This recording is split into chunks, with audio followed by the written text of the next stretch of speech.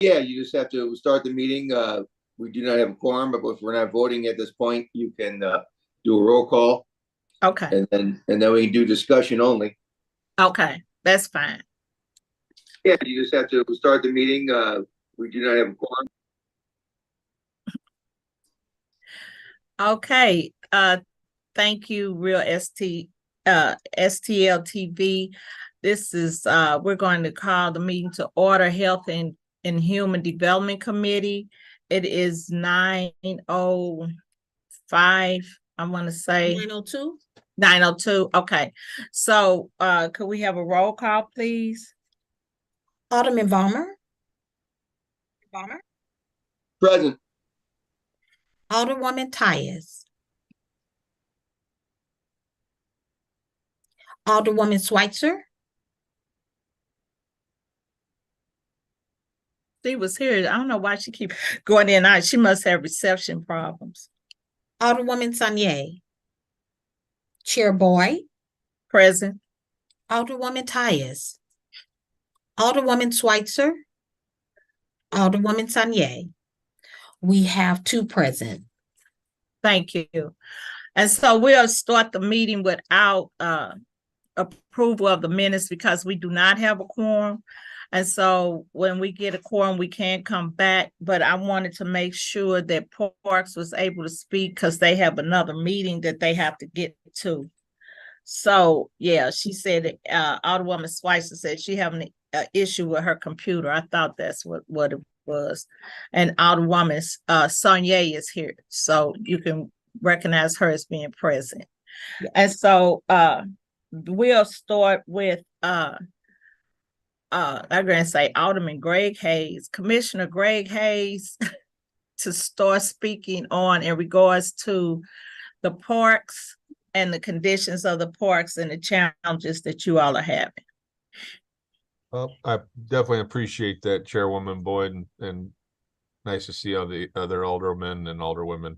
I know you called the meeting, Alderwoman Boyd, about, I think some things were about, we have 110 parks. We have staff to handle the work, but obviously we have very limited staff, as has been established in the past. We try to do the best we can. We do employ and contract with grass maintenance contractors. We also have a citywide contract with R&R Sanitation, the porta potties, if you will.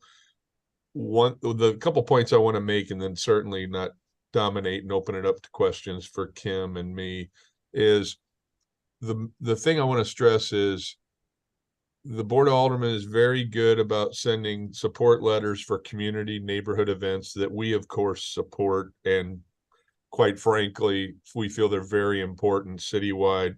What those support letters do is tell us that you have let us know, hopefully in ample time, that there's a date, the specifics, if you will, and details of what is taking place in a particular park, what the requests for services may be, maybe picnic tables, trash cans, anything we can provide to help with ample notice.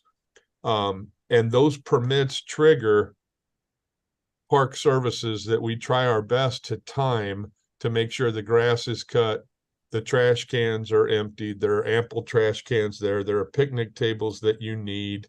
And those folks that do all those deliveries are the same folks that cut grass. We don't have the luxury of a special event crew or a crew that handles just permitted events at pavilions and parks, etc. So when those folks are doing those deliveries, they're not cutting grass. So we like to do the best. We try to do the best job we can with all those services. And I think part of Alderwoman Boyd, part of the call was I know there was a situation where we had some bathrooms down at a park, and I don't remember, maybe it was National Night Out, and R&R, I can't speak for them, but they're usually outstanding, but they were slammed, and I know there was some porta potties that either got delivered late or not at all, which I would consider an anomaly, and we felt horrible about it. But there wasn't much we can do. We're on the phone. I've called them before on a Saturday morning at 7 a.m. and they'll get porta potties somewhere by 9 a.m. So I'd call it an anomaly, but frustrating. And we apologize for anything that happened like that. The last thing I'll say, and I'll hand it over to Kim if that's okay. Once we prep a park site for a permit that is a formal permit, which is what we do need, the paperwork, and not at the last minute. Once we prep a site, it may be late the day before. So we try to get there the morning, but it's very difficult if the park is trashed or something happens right before the event. So we're trying our best to time it. So I'll stop there and see if Kim had any thing to add. And I want to make sure, Chairwoman Boyd, that we're addressing everything today in this meeting. Okay, thank you. Kim? Just to piggyback on what Greg said, the staff that are doing the grass mowing and the trimming are the same staff that are doing the events. And this is particularly between April and October. And usually what happens is Thursdays and Fridays are spent delivering equipment, and Mondays are spent picking up equipment, which I'm trying to do things a little bit differently, where I know, for instance, Hyde Park, they use the area, especially around the gazebo, instead of hauling picnic tables back and forth. A couple of years back, we actually made a purchase of the metal mesh picnic tables so that would alleviate some of that back and forth all the time. So those are the kind of things we're looking for to try to limit or decrease our staff running around delivering equipment when we should be mowing grass. Yeah, and one more point. Porta potties a couple years ago, Alderwoman, there was a point of contention there, and rightfully so. We don't ever want to have a permitted event where Kim and I mean, we're getting called on the weekends regardless. That's part of our job, but panic calls of the restrooms aren't open or they're non-functional. If we don't know about it ourselves, which we should, unless something happens overnight, we want to get porta potties there. If I'm having the Hayes family reunion this Saturday at Tiffany Park, I want to make sure the bathrooms are operational. And if not, it's not ideal, but I sure like to see a couple porta potties there. So that communication's key, and we just don't want any disruption with your permitted events. I'd like to piggyback on that. So I do not have in my budget money for porta potties for everywhere. So if it's a park that has a bathroom that is non-operational, we'll drop a couple of porta potties. If it's a park that does not have a bathroom, then it's the event holder's responsibility to supply their own porta potties. Correct. And we don't supply porta potties. It's different when it's a night out or something like that. But again, if it's a park that doesn't already have a bathroom, then we don't supply porta potties because there were never bathrooms there to begin with. Anything else? Y'all have anything else? Okay. I'll go around to see if any committee members have any questions. Alderman Balmer. No, I don't have questions. I haven't had this being an issue in my parks. My parks all have bathrooms, so we've never had a real need for joining other spots. But I thank you for all the information. Okay, Alderwoman Schweitzer. Thank you, both of you, Commissioner and Director, for being here today. It's always great to see you. We have a lot of events in the parks in my ward, especially in Carondelet Park, where we do have some bathrooms that are sometimes open, sometimes not open. And I know the Carondelet Park playground bathroom has been especially difficult. And I would love for you to just talk a little bit about the issues that Parks has in terms of maintaining everything in all the bathrooms, and then, what you think you need in order for those to all be operational. That's a great point, and it's always good to see you as well, Alderwoman. Kim probably is more keenly aware of the playground bathroom issue you're referring to. One thing, and I grow weary if I come across as providing you with excuses of staff. I believe we have one or maybe two, and the second would be a foreman, 2 plumbers for 110 city parks. It's been a struggle for 6 or 7 years. So that is a difficult challenge that we try not to bring up all the time. We try to do the best we can, but I'll let Kim, if Kim is aware of that particular bathroom in general. But one thing we do find is not every park bathroom comfort station is damaged. But what we do find is some of them have been Alderwoman Boyd's ward, pretty much stripped clean. Fairgrounds Park stripped cleaned of everything. Even toilets were stolen, vandalism. Those are issues we can't control because they're law enforcement issues, and hopefully those folks are apprehended. But what we do spin our wheels a lot of times just trying to circle back and rebuild, so hope they don't get stolen and damaged again. But Kim, can you address, do you know offhand the playground one on Loft? You're referring to Loughborough, Alderwoman? Yes, it is right there. Okay, Kim, I'll stop here. Kim, you can expand on my thoughts, please. So that bathroom, when those comfort stations were built, the doors swing in, which makes it easier for vandals to kick the doors in. So that one is undergoing some renovation because we're going to make it so you can't kick the door in, that it'll be a door where you have to pull it open. The other thing that we're doing this winter is we have a weld shop and a welder, and we just started making a purchase of metal material, and we are going to put a metal gate over the top of the wooden door. So you would in fact have to open the metal gate. And that could be when the bathroom is open, the metal gate would be opened and like latched to the wall. And then the wooden door would be the one that would be open and closed. But then when we would lock it up at night, both gates, or the door and the gate, would be locked. And so we're starting with the bathrooms that receive the most vandalism. Crandallette Park is one of them.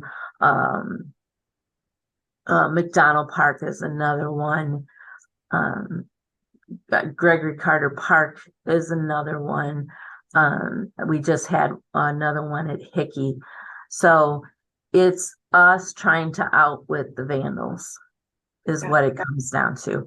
And unfortunately, when that happens, then the bathroom has to be closed, and we don't keep, because we keep a couple of toilets on hand, but because that stock is so expensive, I don't have the money to go out and buy, 50 toilets and then, let that be like a 2-year supply or whatever.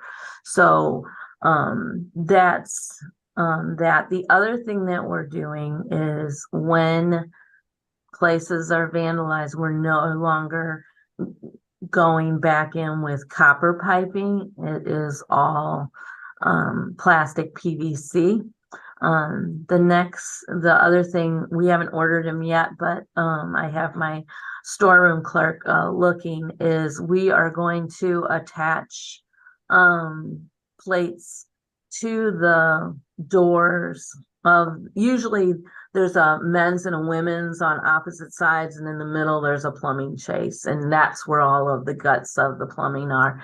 And we're, for whatever it's worth, we don't know if it'll work, but we're gonna put notes on there a plate that says no copper piping, or only plastic piping, or so maybe it's not worth their effort Sure. to break into it. So those are just some of the things that we're going to try out in this next season. And I don't know how many of these gates will be made, because we're trying to do it in-house, kind of as a winter project. But I figure if we can keep moving forward and have that be, just like making picnic tables are a winter project, this would be a winter project for the weld shop, for our Okay. welding. Yeah, that's great. I know how important the bathrooms are in the park, and there's a few different bathrooms in Carondelet Park, and sometimes they're open, sometimes they're not. So is the goal for the park's bathrooms to always be open when the park is open?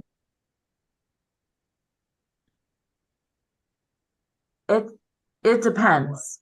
Depends on the That's season. not true of every park in every part of the city. And sometimes that depends on the alderman and the location. That's how we'd like it. But there are instances, I'll use McDonald Park as an example. If we don't close that, and it usually gets closed like between 3 and 5 o'clock. If that bathroom gets left open any later, then the homeless move in, and then that's when the vandalism occurs. So we have to be really careful. There's certain bathrooms that have a lot of drug activity, and we've had people overdose in them. So in general, yes, we go around in the morning and clean them and unlock them. Our crews start at 7 o'clock, so it could be anywhere from 7 o'clock to 9 o'clock or so, where they clean and open the bathrooms. And then we have a seasonal person that goes around at night. We have a couple of those. There's at least 3 or 4 that's all they do is go around and close the bathrooms at night. So hopefully by 10 o'clock at night, they're all closed. Kim, excuse me, Kim, I know we just had our first freeze, I believe, this week. When do our folks start the winterization process of winterizing the bathrooms? It's coming up.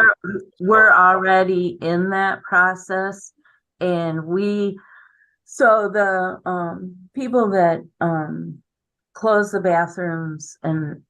bathrooms especially are seasonal staff. Our seasonal staff, we kept them on a month longer than we normally would. And so this Friday is their last day. So after Friday, the bathrooms, there's no guarantee that they'll be open.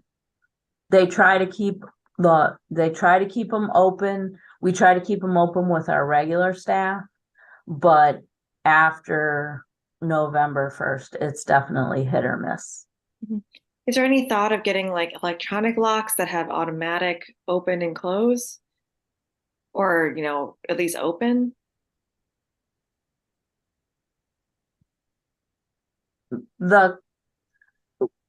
We could attempt that. There's always a million logistical issues with every single decision. I know that. I totally understand. I mean, but it's just a thought, I think people want the bathrooms to open and close. And we have thought about it. It's just there's so many bathrooms. Mm-hmm. So but I mean, we could give it a try and see if they survive the vandalism. Sure. Yeah. I mean, I think that's what we that feels like a St. Louis motto sometimes. Yeah, unfortunately for us, it's every day. Every day somebody is reporting something. I understand. I know we're taking I appreciate all these questions, and you're humoring me with my suggestion of automatic locks, but I have one more question. Mm-hmm. One more question is regarding the water fountains. I know we've communicated a lot about whether water fountains are on, whether you have enough plumbers. I think having water available in our parks is such a huge, important thing that's provided by the parks. So, status on water fountains. Well, I'll let Kim take that. Those are done on through CSB. Were they all operational this summer? No, because at varying times, people do ignorant things. So, as the CSBs come through, they get to them. Most water fountains, like 95% of our water fountains, are what they call frost free, so they don't technically get turned off. Some of the older ones aren't. So if you see like the old metal bowl ones, or just not the ones that have the bottle fillers and the dog bowls and stuff like that, those are the newer ones. But some of those older ones, they have to be shut off because they're not frost free. But no, I would be lying if I said that all drinking fountains were operational all summer long. It's just not the case. And again, that's the goal, having all water fountains operational. Okay, now I guess this is a question, like an addendum to my question. So I'm not counting it as a separate question. Does Ward Capital, is that something that can cover upgrading water fountains to frost free? Yes. Yes. Okay. Just like anything else, Alderwoman, that you'd discuss in those meetings with Kim or Alan about forestry, those are a park amenity that, yes, they can be paid for that way. I think that's fantastic. Thank you for letting me know that. Thank you for the time, Madam Chair. Those are all my questions. You are very welcome. Is anybody else? Because I can't see anybody else. Okay, Alderwoman Sonnier. Hi, Madam Chair, members of the committee. First, I just want to thank you all so much. Before I became alder, I don't think I half understood the operation of parks, how critical they are to our communities, how much action and activity is happening in them, and how many pieces have to be coordinated on the city's behalf for those events to happen. And the 7th Ward is thriving with activity. So I'm like sending you all permits and talking to you about your processes. And you guys are always responsive and timely. And it's been wonderful. We've been able to make everything happen, especially as a new alder who's really still learning how to navigate all these processes. Your team really helps to be able to make it effective and pull those things off for the community. So I first just want to thank you and commend you for just your work and your service and helping it make it easier for all of us. The other thing that I think that probably all of us could agree, and I know Alderwoman Schweitzer and Alderwoman Boyd, I mean, a lot of the veteran alders talk about this all the time, is just like sort of a lack of investment in our public systems and public spaces. And I feel like I see that a lot. And I think going along with what Alderman Schweitzer was getting at, I mean, to hear that, and I've heard this before, obviously, while coordinated events, that like poverty and substance use are impacting our city so much that that it's impacting our public space's ability to thrive. And so just to hear that we have processes in place around that, I think what I would like to see is kind of what Alderwoman Schweitzer was saying, because I think that bathroom policy, if you have a bathroom in your park already, is great, but some of them don't. And I think that just ties in somewhat to intentional disinvestment that has happened in certain parts of the city. So I'm wondering about what I've kind of learned about in other places, what Alderwoman Schweitzer was getting at, not just automatic locks, but also like just public bathrooms that are self-cleaning, like just very technologically advanced. And they help to kind of prevent some of the issues that you all mentioned as a safeguard. And it also puts less. So I was just wondering, are you all looking at like general grand improvements, maybe citywide, at like particularly adding some bathrooms that are like more self-efficient and more advanced? And I know that's costly, but we have RAM settlement funds and we have ARPA funds that are being reallocated. And I think you have a board of aldermen that are supportive of public infrastructure investments and, want to make public spaces thrive. So I'm just curious, have you all thought about that at all? That's a great question. Kim and I and our team, we do have these types of discussions. I have to say, Alderwoman, I haven't had any specific discussions with Kim about any type of self-cleaning comfort station or such, but we are willing to listen. We're willing to research anything we need to make sure all of 110 of our, and it's not just blowing smoke here, make sure that if we have any parks where there's real concerns, where the constituents around that park they feel that more could be done, we're willing to have those discussions any day, any time, and we could certainly look into this. Perhaps Kim has, but it'd be ideal if we had a restaurant. Some of our parks are almost, you could call them a postage stamp. They're pretty small, but they're very important and critical to the folks that live around them as a safe space and take their kids or an adult reading a book there, what have you. As you know, you've seen it everywhere. So we're more than willing to have those discussions, but I have not had that specific discussion, so we're happy to.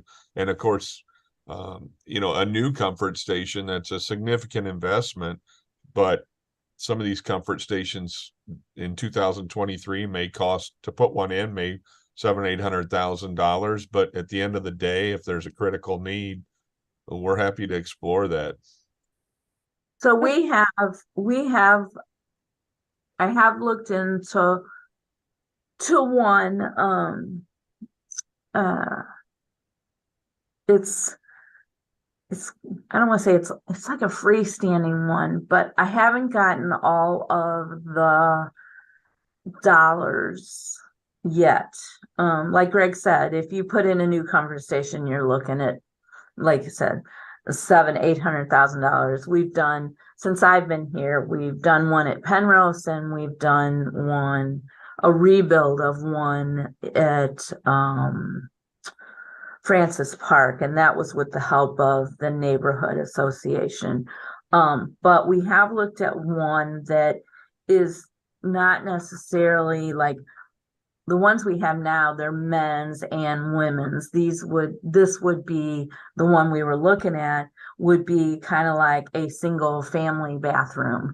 And but I've gotten some numbers on just the structure itself, but hooking it up to the water and the sewer and electric and pouring the pad that it sits on, I haven't gotten all of those numbers together yet. But yeah, we are looking at something that's not as elaborate as our stone, typical comfort stations, to see if we could do more by doing these like single family type restrooms.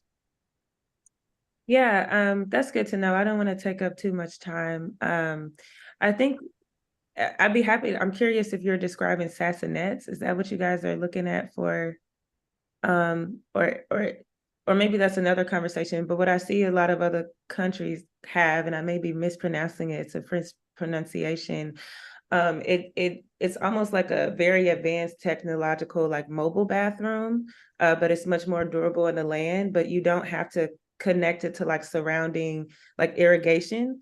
So it would be costly. I think it's probably about $1,300 per bathroom, but I mean, you could do 4 in each ward for about $100,000. And like I said, I know that this has just been a popular topic of conversation. I think parks investments are both public safety and public health investments. So just something to put on your radar, but I don't want to take too much time. Just want to make, like, maybe that's something that we should be looking at. And I know specifically, like I said, Alderwoman Schweitzer talks all the time about infrastructure and utilities, and I think she's really correct with like that being important. And those are things that you make the lump sum investment once, and for decades, it will put the city in a better position.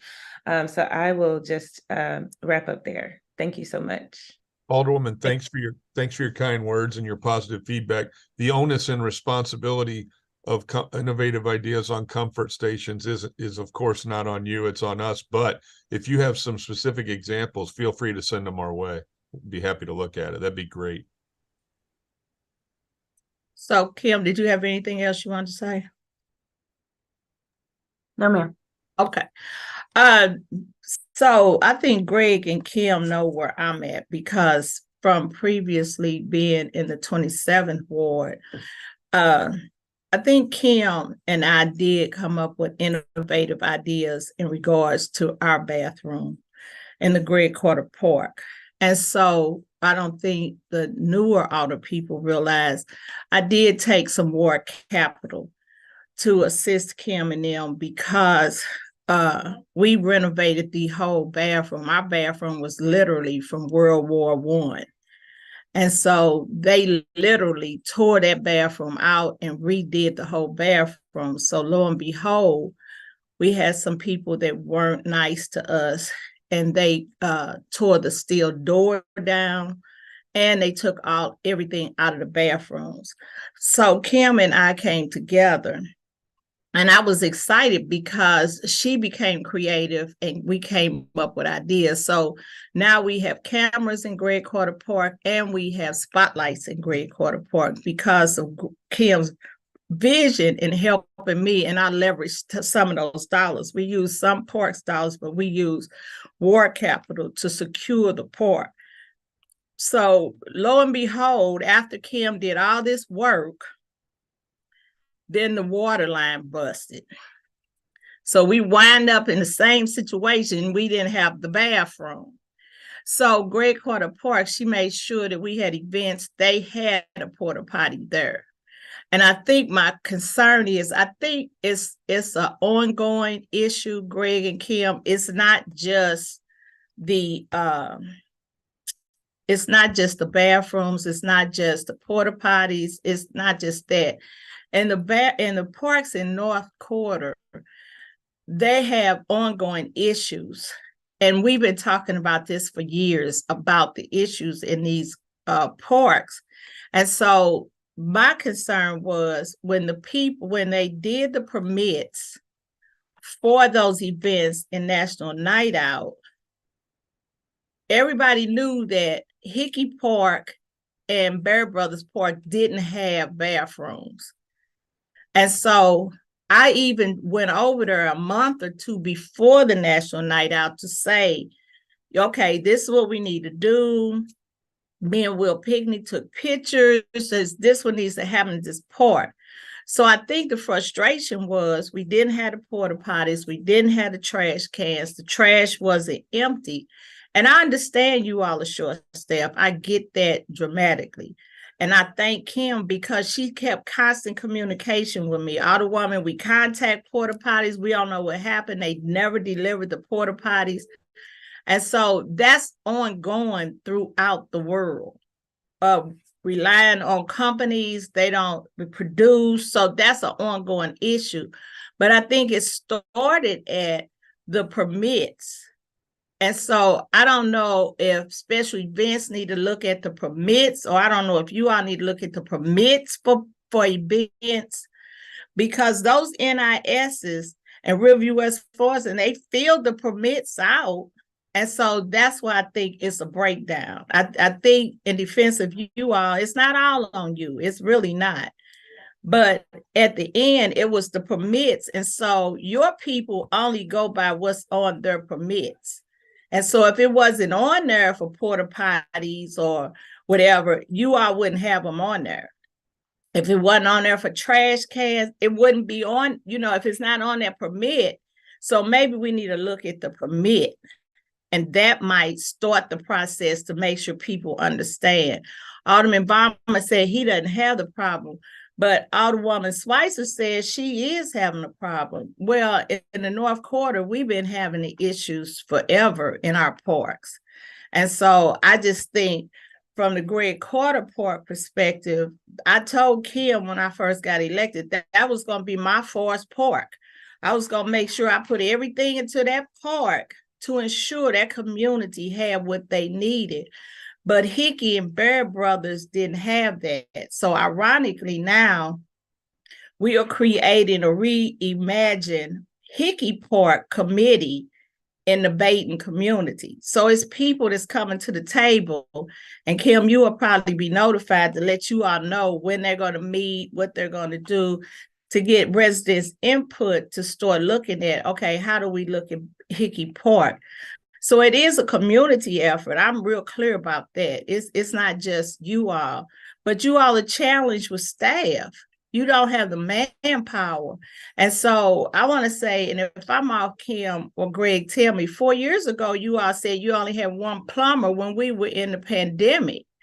And so that's the challenge. If you don't have the manpower to get where we need to be, so that's an issue we need to look at. We need to look at is the pay comparable to get people in, are we on the level to get these licensed plumbers to come in? Can we contract people out to get people in to look at these bathrooms? So that's just one of the things that I wanted to bring up. And then the other concern was the picnic tables. Do you all have a certain, because I think I asked this about 4 or 5 years ago, maybe 6. Seems like I've been here forever. But I think I had asked some years ago about equipment, capital equipment. I said, do you all request for replacement equipment like picnic tables, the little sprinklers in the summertime? Do you all replace those? Do you all put that in your capital equipment budget?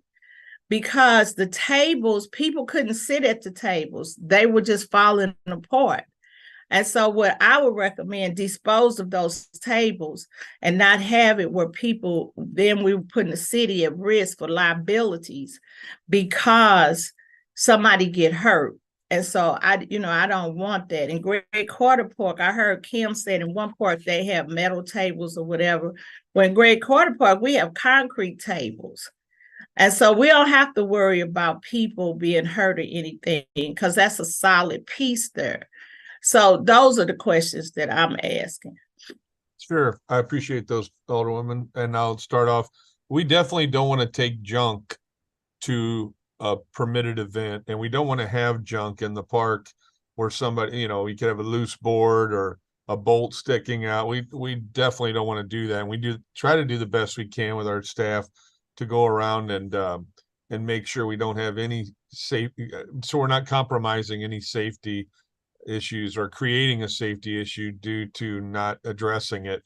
In regard to plumber, Kim and I, specifically Kim, with some letters to personnel with the current director and the previous director, we've tried in vain to get that pay upgraded for plumbers. What hopefully happens August 28th, when residency went away, so to speak, we've heard from folks over the years that, there could be a licensed plumber that says, hey, I'm a man or woman, I'm 62 years old, I live in Arnold, or I live in Granite City, Cahokia, East St. Louis, what have you. They're so interested in city employment, but they just didn't want to uproot their family from their neighborhood, their church, their community to move into the city. But that person's saying, hey, I'd love to work there at the city for 5 years, perhaps get a pension, be vested for a pension there after 5 years. So we've heard from those folks, but the pay isn't there. And we've tried in vain to up it. Kim can maybe touch upon a few of those details. So yes, you're astute in saying that we did talk about this 4 years ago, and we contend, not passing the blame, but nothing has really happened to improve that pay to get someone. Maybe the residency, getting rid of the residency will help us, but I don't think we've seen any progress. But it's only been a couple months since that. Kim, do you want to touch upon your concerted efforts on trying to do that? And definitely you can touch upon the picnic tables, which we do make quite a few in-house during our winter season. So with regards to the plumber, personnel did listen. They did up the pay for a plumber. Unfortunately, they did not take into consideration plumbing foreman. So they only increased the pay on the plumber. The starting pay for a plumber with the city is $49,868, which is nothing in the outside world. Mm-mm. You're talking about a licensed master plumber. And if they're working in the construction industry, you know, they could easily make twice that. The other thing that I run into is you have to have, there's 2 starting pays on a lot of the construction trades. If you do not have a letter from the Department of Labor, they will not start you at the higher pay. So for a carpenter, if you don't have that letter, you start off, this is a carpenter, a journeyman carpenter. You start off at $39,000. If you have that letter, then you can jump up to like 48 or 49. I had a gentleman who had been in the union many, many years ago. He's an older gentleman, and this is how I get my tradespeople. They're older.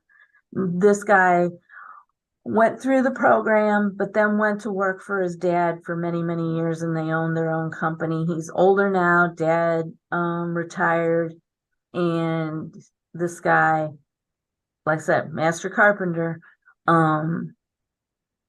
he did not have that letter.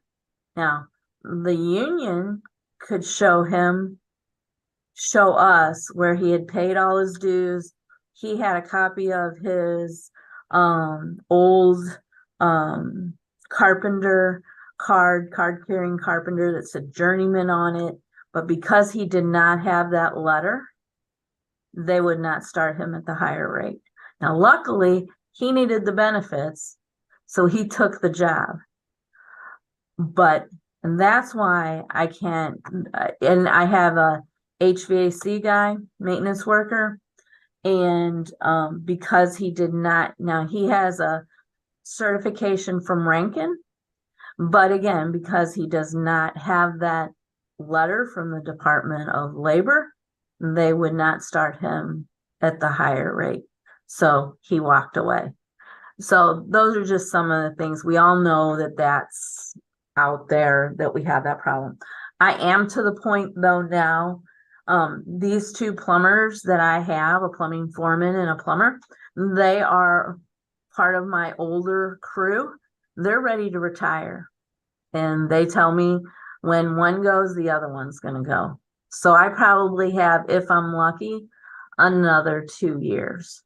And then I'm already looking at, we already outsource things like winterizing irrigation, or if it's a larger project like Alderman Boyd said about that water line break, I contract that out now, where my guys would have dug that up and done it themselves. So I am, as time goes on, since I've been here in the last 7 years, starting to contract more of that out.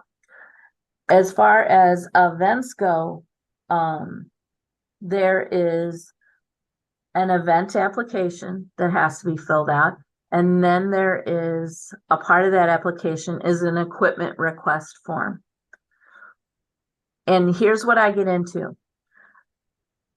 And this is not everybody, but people will talk to the alderperson, and then the alderperson tries to help and do their job for them. And then I have the alderwoman, and I have their secretary, and I have people from the neighborhood, and all these people are coming at us, and we need to deal with one person. If you don't ask for equipment, you don't get it. And I think that was one of the issues with one of the night outs, was the tables that were out there. There were no additional tables because nobody asked for it. So I think what I would like to do is send that application and that equipment form along with a kind of like a checklist. I can send that to the alder people electronically, and that way when you get those requests, you can just send that to the event holder and have them contact us directly. And then that way we're dealing with them directly. And then that could trigger you to do your letter of support. And that letter of support waives the paper park fee. They still have to provide in a lot of cases, a certificate of insurance and a security deposit. As far as picnic tables go, Greg is right, though that is wintertime work. We lost, again, he retired. He was a master carpenter that used to make picnic tables all winter long. That's all he did. And then those go out new at the beginning of the summer, and the guys will put those into service and take out some of the old ones. The problem is these things get moved around so much. They literally get thrown. I bought trailers because they were loading them into the backs of pickup trucks, and these things weigh a couple 100 pounds a piece. They were loading them into the back of pickup trucks or even dump trucks and flatbed trucks, and then we're trying to get them down, so I did buy trailers for the different areas so that they weren't lifting them up over their shoulders to get them in to try and save on workman's comp claims.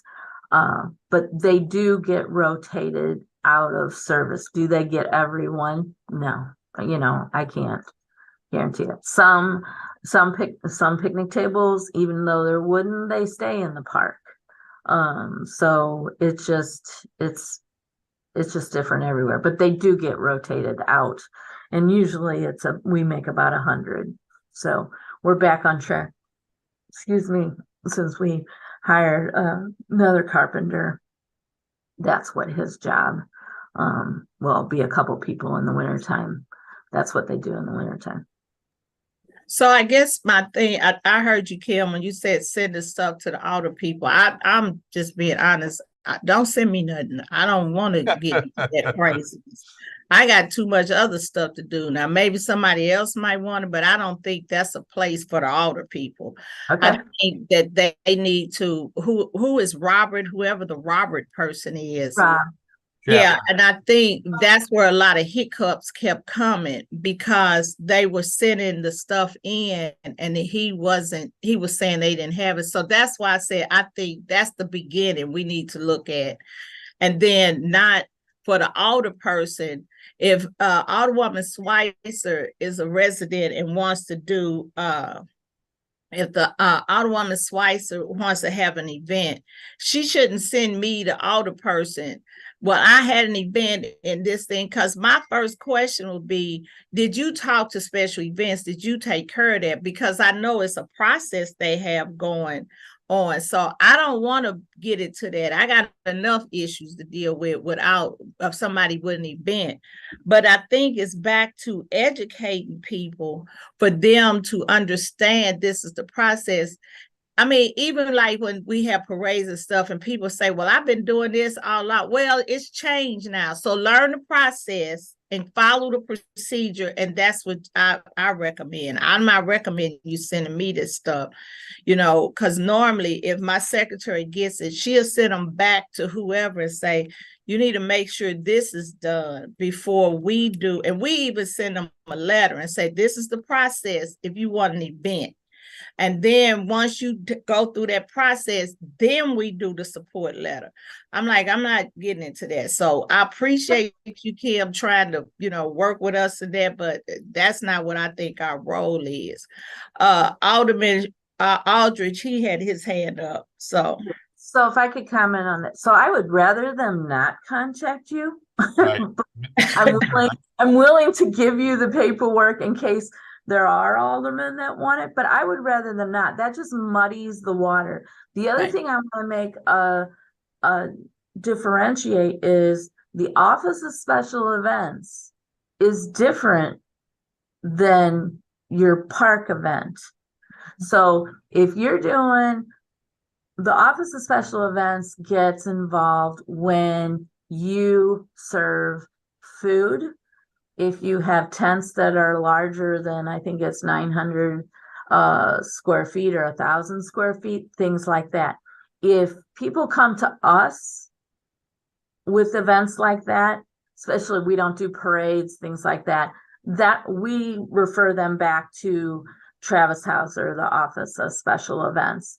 But if they start out with Travis, if it's inside a city park, Travis is going to tell them to contact us because we have Travis doesn't know all of our rules and specifications for events inside city parks. So just make that determination that huge events, usually downtown, that are walks in the streets or parades or things like that, Fair St. Louis, they work through the Office of Special Events. Right. If it's inside your neighborhood parks, it's usually just us, like I said. But if you're going to serve food, then Rob will give you the information to pass on. Okay, thank Right. you so much. I appreciate it, Kim. Unless a permit is in Pamela Boyd's name and you're the permit holder, our expectation would be the only thing we would hear from you, Alderwoman, would be some type of support letter. Because what we get a lot is 3:30 on a Friday call. I have an event here. I talked to Will Pinkney. I'm Jane Smith or John Smith. Well, whoever, we just want to talk to one person. I'll emphasize. Right. You're right. I agree, Greg. I know. Alderman Aldridge, and then Alderwoman Schweitzer. Thank you, Madam Chair, members of the committee. I won't keep it long because I don't know how long the director and commissioner has. I know they said their time limit. I just wanted to personally, I've as a new alderperson, sometimes learning all these different systems and different departments, we don't really get an orientation. I do want to give a shout out to the president's office because they did, for the 4 of us new alder people come in, kind of give us an orientation and had alder people like Alderwoman Schweitzer and others kind of help out with information. But sometimes it can be a process, as soon as you get in there, calls and emails come in, say, I need this. And I'm like, who do I reach out to this about? But for the last several months, I know we have several events, if it's in Loretta Hall Park, or if it's with me having part of downtown, some things with special events, some things with Parks Department, or if it's in Hyde Park. I just want to say thank you to, I guess, Commissioner or Director Kim. I'm not sure which one it is, but all-star all around, Kim, for just being super helpful, super responsive. I know during some events we've ran into some issues either with grass or issues with trash, and, have got on top of that quickly or needed to get bathrooms taken care of because they were locked in Loretta Hall Park. And even during the weekend, Commissioner / Director Kim would call and she would get straight on it. So I just want to thank you, Kim, and also thank you, Mr. Hayes, and the whole department for just the level of support that you guys do, not for the alder people, but for the greater good of the city, to make sure these events are ran as smooth as possible with the lack of staff you and other departments have throughout the city of St. Louis. So as a new alderman, it is really one of y'all department has been very helpful. So I just want to say thank you. Thank you, Alderman. And it's Commissioner of, her official civil service title is Commissioner of Parks. Thank you very much. Alderwoman Schweitzer. Thank you so much. Yeah, I heard what Alderman Boyd was saying and what Commissioner Hagley was saying regarding when someone does contact the alder person, because that happens so regularly when someone doesn't know what to do. Commissioner, it sounded like you were saying you were going to provide us with some sort of template email that you would like us to send to them. That is here's what you should do. And then that's our last involvement with them until we have a support letter because they've gotten in touch with you. Yeah. That would be an awesome resource to have. I know form emails are easy, great for me. Just send it on. Yeah. You can be responsive, but then it puts the onus on them to contact us. Right. Yeah, it makes it easy for you. There are 2 people involved with permits, and I hate to boil it down like this, but it's the best thing I can say. Rob Chapman, Park Department, Travis Hauser, Office of Special Events. They communicate with each other. And so that anything short of excellence from Rob, I'd like to hear about it, but he's very dedicated to his position. We're not perfect, but yeah, Robert Chapman. Okay. Anybody else have anything? Well, Commissioner and Kim, I want to thank you all for coming forward. And it seems again, I always get stuck with y'all, don't I? It's always me with y'all. We're not complaining, Alderwoman. So it's stuck in a good way? yeah, it's a good way. It's a good way. And so I think we have a lot of work to do again. And so I'm excited because I know that Kim and Greg will work diligently for us to try to improve the process and try to get as much staff as possible. And so I think what our challenge is, as with other departments all through the city, is staff. You all need staffing. And that's our big challenge. And then what I'm hearing from Kim, the fear is people retiring and we won't have the staff to supplement them. So that's something that we probably need to work on. But I want to thank you all for coming. Does anybody have any last remarks or anything from them? Because you all did pretty good. I appreciate it. Okay, we don't have anything. So thank you all. And we got you out of here in time, Greg. We had a few minutes to spare. You're great. And I want to thank everyone on the call. Appreciate it. All Yeah. right. Thank you all. So now we'll go back to business at hand. I think we have a quorum. Do we have a quorum now? Do we have, we can't hear you, Ms. Clerk. I'm sorry. Yes, we do. If you wanted to approve the minutes, you can. Yes. Could we do approval of minutes for October the 5th, please? Somebody approve the minutes? I move to approve the minutes from October the 5th. Is that what you said, Alderman? Yes, ma'am. Second.